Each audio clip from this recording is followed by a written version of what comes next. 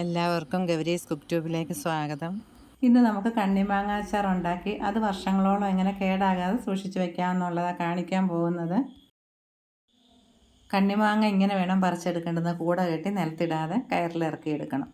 5 kilo കണ്ണിമാങ്ങയ്ക്ക് അച്ചാർ ഇടാൻ പോകുന്നത് നല്ലപോലെ ഒന്ന് കഴിയ ശേഷം ഒരു കൊട്ടയ്ക്കകത്തിട്ടിട്ട് അതിൻ്റെ വെള്ളമൊക്കെ ഒന്ന് വടിഞ്ഞു കഴിഞ്ഞിട്ട് തുണിയിൽ കെട്ടി വയ്ക്കാം. നല്ല വൃത്തിയുള്ള കോട്ടൺ തുണിയിൽ ഇതുപോലെ ലൂസായിട്ട് കെട്ടി വയ്ക്കണം. വെള്ളമൊക്കെ പോയിട്ടുണ്ട്. ഇപ്പോൾ ഇനി നന്നായിട്ട് കഴുകി ഉണങ്ങി വെച്ചിരിക്കുന്ന ഒരു ഭരണിയിൽ നമ്മൾ ഇട്ട് വയ്ക്കാൻ പോകുന്നത്. അതിനുവേണ്ടി 1/2 കിലോ കല്ലുപ്പ് എടുത്തിട്ടുണ്ട്. ഇതിൻ്റെ കാമ്പൊടിച്ച് കഴിയുമ്പോൾ ഇതുപോലെ കറ വരും. ഈ കറയോടുകൂടി തന്നെ വേണം ഉപ്പിലിട്ട് വയ്ക്കേണ്ടത്. അപ്പോഴേ അച്ചാറിടുമ്പോൾ നല്ല ടേസ്റ്റ് കിട്ടത്തുള്ളൂ. കുറച്ച് മാങ്ങ ഇട്ടു. ഇനി ഒരു കൈ കല്ലുപ്പ് ചേർക്കാം. കല്ലുപ്പ് തന്നെ വേണം, പൊടിയുപ്പ് ചേർക്കരുത്. വീണ്ടും ഇതേപോലെ ചെയ്യുക. ഉപ്പിട്ട ശേഷം മാങ്ങ ഇട്ട് അങ്ങനെ നിറച്ച് വെച്ചിട്ടുണ്ട്.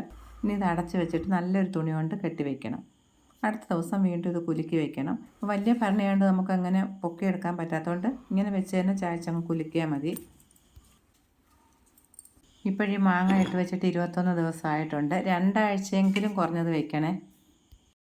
ഉപ്പൊക്കെ നല്ലപോലെ പിടിച്ച് മാങ്ങയൊക്കെ ചുരുങ്ങി വന്നിട്ടുണ്ട്. ഇതതിൻ്റെ ശരിക്കുള്ളൊരു പരുവെന്ന് പറയുന്നത്. ഇനി നമുക്ക് ഈ മാങ്ങയിലുള്ള വെള്ളമൊക്കെ ഊറ്റിയെടുക്കണം. ഇതുപോലെ വാവിസ്ഥാനമുള്ളൊരു ചരുവത്തിൽ തുണി കെട്ടിയിട്ട് ഇതേപോലെ ചെയ്താൽ മതി. ഈ മാങ്ങയിൽ ചിലതിന് കുറച്ച് കറുപ്പ് കൂടുതലായിട്ട് തോന്നുന്നുണ്ട്. അതിലൊന്നും ഒരു കുഴപ്പമില്ല, നല്ല മാങ്ങ തന്നെയാണ്. വെള്ളം വടിയുന്നതിന് വേണ്ടി ഇത് നമുക്കിതുപോലൊന്ന് അടച്ച് വയ്ക്കാം. ഈ കാണുന്ന ഇത്രയും വെള്ളവും നമ്മൾ ഉപ്പും മാങ്ങയും കൂടി ഇട്ട് വെച്ചപ്പോൾ അതിലുണ്ടായിരുന്ന വെള്ളം, വേറെ വെള്ളമൊന്നും ഒഴിച്ചിട്ടില്ല.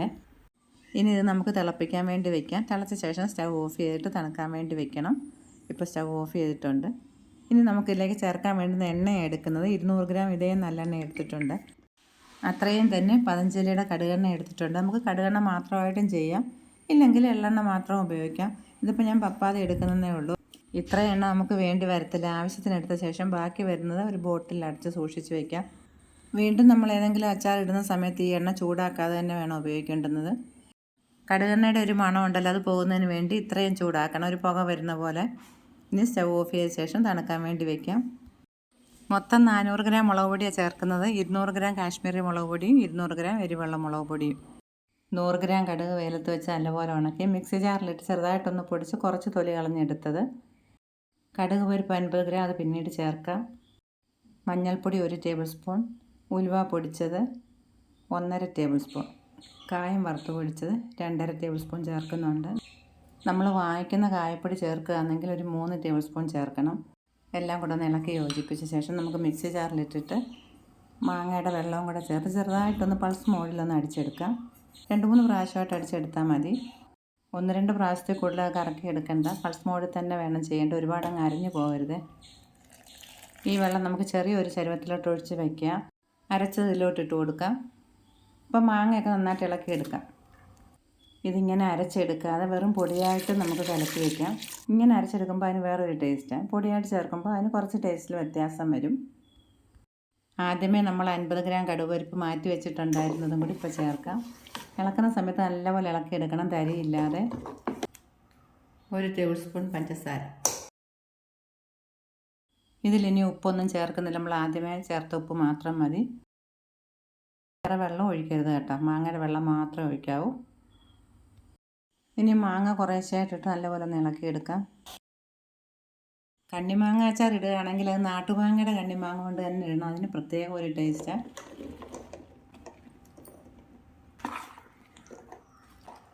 എല്ലാ ദിവസവും ഈ മാങ്ങ നല്ലപോലെ കുലുക്കി വെച്ചിട്ടുണ്ടായിരുന്നേ. അപ്പോഴും അടിയിലുള്ളത് മുകളിലാകും, മുകളിലുള്ളത് അടിയിലാകുന്ന മാതിരി വേണം നല്ലപോലെ കുലുക്കി വെക്കേണ്ടുന്നത്. ഇപ്പോൾ ഈ മാങ്ങയുടെ എല്ലാ ഭാഗത്തും മസാല നന്നായിട്ട് പിടിച്ചിട്ടുണ്ട്. ഇനി നല്ലപോലെ കഴുകി ഉണങ്ങി വെച്ചിരിക്കുന്ന ബോട്ടിൽ നമുക്ക് ഇട്ട് വയ്ക്കാം. അച്ചാർ ഇടുമ്പോൾ നമ്മളത് ഗ്ലാസ് ബോട്ടിലിൽ ഇട്ട് വയ്ക്കാവുള്ളൂ, പ്ലാസ്റ്റിക് ഉപയോഗിക്കരുത്.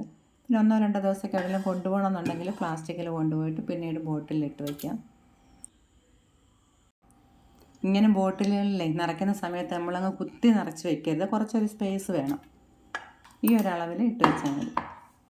ഇനി ചെറിയൊരു ബോട്ടിലേക്കും കൂടി ഇടാനുള്ളതുണ്ട്.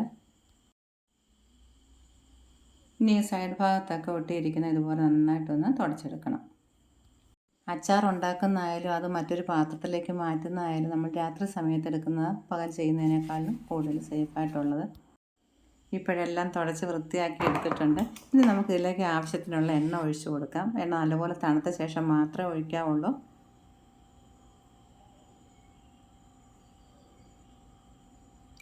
ഒരുപാട് എണ്ണയൊന്നും വേണ്ടി വരത്തില്ല കേട്ടോ, കുറച്ച് എണ്ണ മതി. രാത്രിയിലാകുമ്പോൾ ഈച്ചകളൊന്നും ഇല്ലല്ലോ, അതുകൊണ്ടാണ് സേഫ് എന്ന് പറയുന്നത്. വളരെ കുറച്ച് എണ്ണ ഇതുപോലെ അടപ്പിൻ്റെ ഉൾഭാഗത്തും കൂടെ ഒഴിച്ചിട്ട് നന്നായിട്ടൊന്ന് എല്ലാ ഭാഗത്തും പിടിക്കുന്നമായി തേച്ച് കൊടുക്കാം. അതുപോലെ നമ്മൾ അച്ചാർ എടുക്കുന്ന സമയത്ത് ഇതുപോലെ ഒന്ന് ചായച്ചിട്ട് എടുക്കുക. അപ്പോൾ ആ എണ്ണ മുകൾ ഭാഗത്ത് ഇതുപോലെ കിടന്നോളും. വെള്ളമയമൊന്നും ഇല്ലാത്ത സ്പൂൺ കൊണ്ട് അച്ചാറൊക്കെ എടുക്കാവോ. അതേപോലെ ഒരുപാട് സമയം തുറന്ന് വയ്ക്കുകയും ചെയ്യരുത്. എല്ലാം ഒഴിച്ച ശേഷം ബാക്കി ഇത്രയും ഉണ്ട്. ഇത് നമുക്ക് ബോട്ടിലൊഴിച്ച് മാറ്റി വയ്ക്കാം. ഇനി ഇതുപോലൊരു സെല്ലോ ടേപ്പ് വെച്ച് 2-3 പ്രാവശ്യം ഒട്ടിച്ച് നല്ല ടൈറ്റാക്കി വയ്ക്കണം. പിന്നെ ഇതിൽ പൂപ്പലോ അങ്ങനെയൊന്നും ഉണ്ടാവുകയില്ല. ഒരു 6 മാസം 1 വർഷമൊക്കെ കഴിഞ്ഞിട്ടെടുക്കണം, നന്നായിട്ടുണ്ടാവും. നമ്മുടെ ആവശ്യം അനുസരിച്ച് 2 ആഴ്ചയൊക്കെ കഴിഞ്ഞിട്ട് വേണമെങ്കിലും എടുക്കാം. എടുക്കുന്ന സമയത്ത് കുറേശ്ശെയായിട്ടൊരു ബോട്ടിലിട്ട് വയ്ക്കണം. അച്ചാർ ഉണ്ടാക്കി വെച്ചിട്ട് ഇപ്പോൾ 3 മാസം ആകുന്നുണ്ട്. മാർച്ച് 12-ാം തീയതി ഞാനിത് ഉണ്ടാക്കിയത്. ആദ്യം ഫുഡ് റാപ്പ് വെച്ചതുപോലെ കവർ ചെയ്തിട്ട് സെല്ലോ ടേപ്പ് വെച്ച് ഒട്ടിച്ചത് കേട്ടോ. ആ വീഡിയോ കിട്ടിയില്ലേ. അച്ചാർ ഉണ്ടാക്കി വെക്കുന്ന സമയത്തും ഇപ്പോഴും ഉള്ള വ്യത്യാസം കാണുമ്പോൾ അറിയാം. ഇത് ഞാൻ നിങ്ങളെങ്ങനെ ഒന്ന് കാണിക്കുന്നതേ ഉള്ളൂ. ആദ്യം വെച്ചിട്ടുണ്ടായിരുന്ന പോലെ തന്നെ ഫുഡ് റാപ്പ് വെച്ചൊന്ന് ക്ലോസ് ചെയ്തിട്ട് സെല്ലോ ടേപ്പ് വെച്ച് 2-3 പ്രാവശ്യം ഒന്ന് ചുറ്റി വയ്ക്കുന്നുണ്ട്. ഇനി ഇത്ര അച്ചാറേ ഉള്ളൂ, ബാക്കിയൊക്കെ തീർന്നു. ഓരോരുത്തർക്ക് ഞാൻ കൊടുത്തിട്ടുണ്ടായിരുന്നു. കഴിച്ചവരൊക്കെ നന്നായിട്ടുണ്ടെന്നാണ് പറഞ്ഞത്. നിങ്ങളുടെ അഭിപ്രായങ്ങൾ എന്താണെങ്കിലും പറയുക. വീഡിയോ ഇഷ്ടമായെങ്കിൽ ലൈക്ക് ചെയ്യണം. മറ്റൊരു വീഡിയോയുമായി കാണാം. താങ്ക്